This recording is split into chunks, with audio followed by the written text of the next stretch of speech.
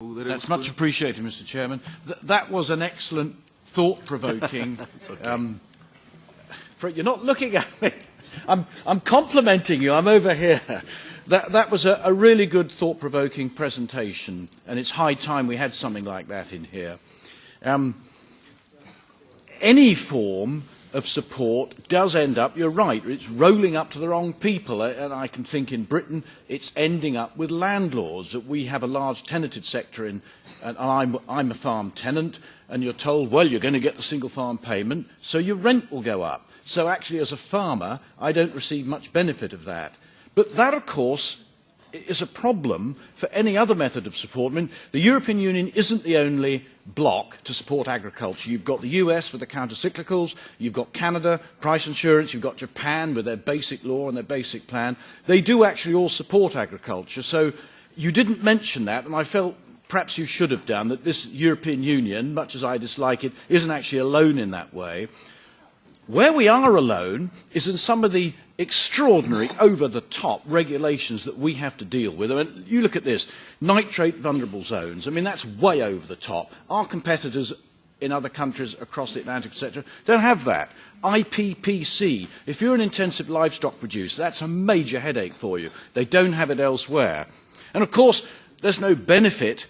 We aren't allowed to grow GM crops in Europe, whereas farmers everywhere else do, and of course they reap the benefit, making them much more competitive. Then there's the business, we're not allowed to bury animals. I'm going to have to buy another incinerator for £10,000 at the Pig and Poultry Fair on the 16th of April, because my last one, costing £10,000, has now fallen below the standards expected by our inspectors. Then you've got the Working Time Directive. Another huge headache, and that hasn't been enforced properly, but it's going to be, and they don't have it anywhere else. Then there's this pesticide directive that came in, meaning that for many minority crops, the people who supplied the pesticides for those, it's not worth them doing it, because the EU have made such incredibly difficult registration rules that there's no point in going ahead with it. And so what happens? We can't grow those crops that needed those pesticides. We import them from across the water.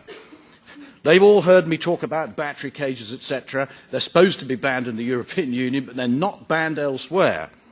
And, of course, we can't use fish meal here. The European Union has this extraordinary policy of dumping discards dead in the sea when we used to be able to turn them into animal protein. All these are advantages for farmers elsewhere. You asked two questions. Why is there a farm income problem? And I think you can say the power of retailers, or to put it the other way, the weakness of farmers in selling their product. That is a huge difficulty we've got, and over the years we've seen Tesco's and Asda's and Morrison's, they've grown enormously, whereas farms haven't grown in the same way. And we have strong rules, the Competition Commission, etc., to actually make sure that farmers can't get too strong because they feel it can damage the consumer. So there's a big problem there. And you say, what is the CAP for? Perhaps you might say, well, what is the whole idea of support? And I would say that it's to keep agriculture ticking along in times of extreme surplus, because we cannot really control the output. 1 year, we could be getting 2.5 tonne an acre of wheat, the next year 4 tonne, and the weather decides that. A number of years of a massive surplus consecutively will push the price down, will stop farmers producing because they can't make money. Then you get a drought in the southern hemisphere and all hell's let loose because there isn't enough to eat. But thank you for an excellent presentation. Grazie onorevole Agnew.